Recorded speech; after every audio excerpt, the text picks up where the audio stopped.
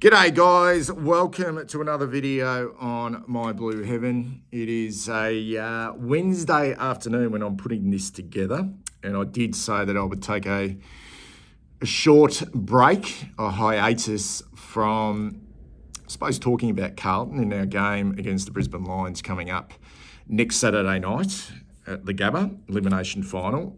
I'm not here to talk about that, although I am starting to get a little bit excited, if I am honest. But yeah, I'm not. I'm purely here to talk about something else. But Jesus, it is bloody windy here in Melbourne at the moment. It is blowing a gale. So it is sort of feels, well, it's finals time, and it's just these awful windy days that we have can really affect, not so much the AFL because games are played at night and interstate games, etc., etc. But in regards to local football, these winds are bad for finals, really, really bad. Anyway, I did mention at the start of the year, guys, that I wanted to make this year a couple of goals I wanted to do was to focus on the draft a lot more. Well, I never really have focused on it because I just haven't had the time, and I don't want to be talking about something which I just don't have a lot of knowledge about. Like I can talk about what types of players we could target, but not necessarily who they are because I just don't know the players. And I felt like it was part of the channel that was missing. And it is such a huge part of the footy calendar. In fact, you have the footy season and the finals. I think the finals sort of just take over as such a huge deal. Trade period is huge, and that seems to go on forever and ever. And then there's that bit of a break, and then the build up towards the draft is very, very exciting. And it's part of the year where I'm probably just starting to put the feet up. If I'm perfectly honest, I'm trying to relax a little bit. But I did say that I wanted to focus on it a lot more because I've got more time to do that, because I'm not involved at local level anymore in regards to coaching, etc. And other than sort of family commitments, I can start to look into it a lot more. And what I do want to say, I'm not going to come across here thinking I am telling the world that I'm a draft expert. It's anything but that. I'm a great believer if you are going to put these videos out there in regards to talking about these exceptionally gifted and young talented footballers, and put a name out there and do draft orders, you've got to go and make the effort to watch the games live. It's as simple as that. If you are reading other people's works and watching a few games online and streams, that's okay. If that's all that you can do, that's okay. But unless you make the real effort to go along and watch games, and I said that at the start of the year, which I would do, and I've done that, I just don't know how you can be in a position to be calling yourself an expert. I will not be calling myself an expert, but I have made the genuine effort to go to a number of games this year. In fact, I've been to a lot. There's been quite a lot of games at Avalon Airport Oval in Werribee, which is Werribee's VFL game. The Falcons and the Jets play a lot of games there. They also had the Vic Country and Vic Metro under 18 trial games there. And I've also been around Melbourne as well, been out to Craigieburn a few times, been out to Seaford. So I've done a few trips up to Wangaratta, etc., to watch the Bush Rangers. So I've been around, and I must admit, I've thoroughly enjoyed it. It is such a high standard of football. And I think when you go and watch these boys live, you get a real sense of, one, the talent on display. You don't get that when you watch the vision, the streams. But you also get a real sort of picture of the way particular individuals interact with other teammates, the way they talk, their body language, and their running patterns, their effort and the way they work off the ball. And so you get to see a lot, and you also get to talk to people as well, which I have done. I've had a great time. So I will be doing quite a few videos before the draft, and I know there's a lot of water to pass under the bridge, guys, before the 20th of November. It's over 2 nights, Wednesday the 20th and then the 21st, which is a Thursday. And it seems a long, long way before that happens. But already we are talking about the draft and the talent and the top age players who will be front and centre at this year's AFL draft. And it to me, it's a really strong and even midfield group. It's a real mid draft. Is there a lot of key position talent? I think it's difficult at times with the key position talent because they do take a little bit longer to develop. But there are, I think, some real gems out there in regards to key position players. But there's some fucking guns in regards to midfielders coming through this. And they will probably take up most of the sort of first round picks and a few sort of key position players. But what I'm here to do is obviously talk a little bit about the Blues because I was at the last Quarter Cannons game on the weekend. They were playing the Western Jets out at Highgate Reserve in Craigieburn. The game started at 11 and the wind just got up. It was just an horrendous, like it was dry and a little bit warm. It was one of those really windy, warm days, but the wind was horrendous. I know it gets windy out there, but to the credit, it was still such a high standard. I mean, this competition is a showcase. It's a showcase of talent. There's not a lot of defence. It's all offence. There's no tagging. The boys just go at it. There's energy. They are there to display their talent and their traits. And it was an excellent game. The quarter were too strong in the end. They've got a very good team this year. And the Jets put up a good fight. They came late in the last quarter, I think 5 or 6 goals against the Breeze to make it a respectable scoreline. And both these teams will, even though it was the last game of the year, home and away season, both these teams are going to compete in the wildcard round this weekend. A lot of those games are up in Ballarat this weekend.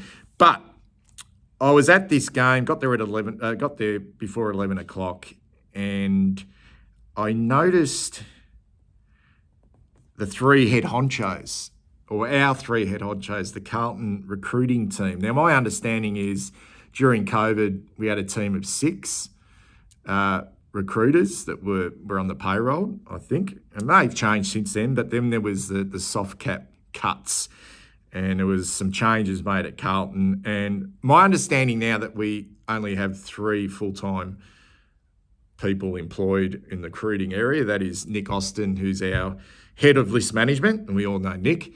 Mick Agresta, who is our national recruiting manager, and Paul Brodie, who is our Victorian recruiting manager. Now they're the three big guys, and they were all there. They were all there on Sunday. Sunday watching this game. Now, you might think, big deal, but I've been to a lot of games and I've occasionally seen maybe one of them, but never them there all together. And I didn't see many other sort of recruiters from other clubs. A lot of scouts and a lot of managers, like managers everywhere. Like there's always managers at these Coates Talent League games. They're always lurking around. But I saw Nick Austin, Mick Agresta, Paul Brodie, the 3 of them together, and they went and positioned themselves up behind the goals or in the forward pocket with their deck chairs and their notebooks and their laptops, and the 3 of them sat together. And I just thought to myself, it's not hugely unusual. Like there's 46 kids who are going to play that game, like be running around. So they'd be looking at a variety of different players, and they might be surprised by some bottom-end talent. Bottom age players, sorry. And there's even at this stage of the year guys like under 16, like that players that have impressed in the under 16s who are coming through as well. Like, for example, Cody Walker, the son of Andrew Walker, had a great under 16 national championships for Vic Country. I think he won the medal. He came in, he's played, I think, 3 games for the Bendigo Pioneers in the under 18. So there's a lot of talent on display, but I was just sort of thinking to myself, who are they specifically here looking at? And because this is an educated guess. Harry O'Farrell. Now, some of you know who Harry O'Farrell is. He's AFL Academy. Highly touted at the start of the year, potentially top 10 draft pick, key position, 196, 197. More defender than forward, but can switch. St. Kevin's, so in the APS for St. Kevin's. And he mixes his time between all those, the AFL Academy, Vic Metro, played a couple of games, got injured, hurt his ankle. But before the start of the year, he was highly touted as a key position defender, prospect. But he's had like an up and down season. A lot to do, I think, with injury. Now, the interesting fact about Harry O'Farrell is he's a key position player. And there's no doubt I think we'll be targeting some key position players. And particularly ones that we can develop over the next 4 or 5 seasons. And the kid can play, but he hasn't had I wouldn't say he's had a great year. It's been maybe a bit of an underwhelming year because of the injuries. And I think it's very difficult for these. I mean, some of these kids who have to mix their football with, say, for example, the Calder Cannons, APS, because the school takes precedent, and when they're not playing at the school, they come back and play with the Coates Talent League. And then he's got to play for the AFL Academy and Vic Metro. So there's so much going on. So it's difficult. And I think he's had a few injuries along the way. But at 196, 197, he seems like the perfect option for us. And I am 100% sure, guys, that they were there specifically to look at Harry, who had played the week before after coming back from an ankle injury, kicked 2 goals. I think it was against maybe Sandy they played against, and he kicked 2 goals as a forward, but he's predominantly a defender. Very mobile, very smart, uses the ball quite well, looks like he'd be a really good prospect, but he's drifted. He's gone from being potentially a top 10 draft pick to maybe in the range of between 20 and 30, and at best maybe between 15 and 20. Around about the pick that we will have, our first round draft pick will fall around there. Now, the interesting thing about Harry O'Farrell is that his father, Peter O'Farrell, is a Melbourne barrister, and he's also the Peter O'Farrell who is our Carlton's tribunal advocate, and he represents our players when they go up for the tribunal. And he has a tremendous record at doing that. He's most famous for getting Patrick Cripps off back in, I think it was 2022, when he cleaned up Archie and he got off and ended up winning the Brownlow medal. And he's been very successful, Peter O'Farrell. But not only is he our advocate, but the whole family are mad Carlton supporters. And there were our 3 big dogs. Nick Austin, Mick Agresta, Paul Brodie, just perched up on the hill with their notepads. And I'm thinking they're here to watch Harry O'Farrell. And we've got, like, so many question marks on our key defenders. Dominic Akil, I don't think he'll be at the club next year, out of contract. Can't see Sam Durden being there, out of contract, always injured. And I think Caleb Marchbank's on his last legs, out of contract. So all those 3 will go. Lewis Young, contracted in 2026, he'll remain. Mitch McGovern, contracted in 2025, but question marks on his body. Brodie Kemp, 2025 as well. Is he a key defender? We've seen him go forward. So will the experiment continue down back, or will we start to see him more forward? And other than Jacob Wiedering, okay, we really need to start blooding some key position plays, particularly in defence. And I know we're into Nick Haynes, and that's okay. But he'll be 32 when he does come. We get him as a restricted free agent, whatever it's called. But we need to blood a key division defender, and I think they've got their eye on Harry O'Farrell. But Harry O'Farrell. But there'll be a lot of clubs looking at Harry O'Farrell. But he has drifted, and we might get him for a bit of a bargain. Now, finally, so it's a punt, educated guest. Now, the reason why I think they were also looking at Harry O'Farrell, and the unfortunate thing for Harry O'Farrell, and I'll roll the footage, there's the footage now as it goes along.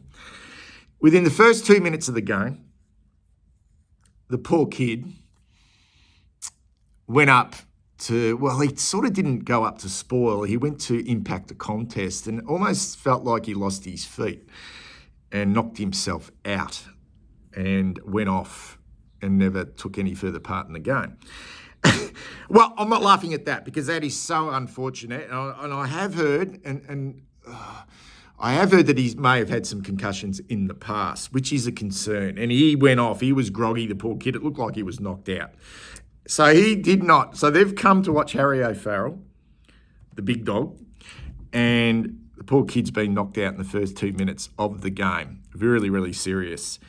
And I kept looking over at our three recruiting guys, Austin, Agresta, and Paul Brody. And about 10 minutes into the third quarter, the three left. They'd seen enough. So there you have it, guys. I feel like, I don't know what impact this will have moving forward with Harry O'Farrell in regards to his concussion issues, if he has them. But there's no doubt, given the connection between Peter O'Farrell and Harry being a key position defender and one of the best, I suppose, or one of the brightest prospects at the start of the year, and has a slightly down year, that we may be able to get him for a pick around what we will have. Our first round draft pick will be potentially up around 16 or 17. That's who we were looking at. So anyway, I'll leave it at that. Unfortunate for young Harry, but I think that's a name to look out for come the 20th of November. Anyway, speak soon.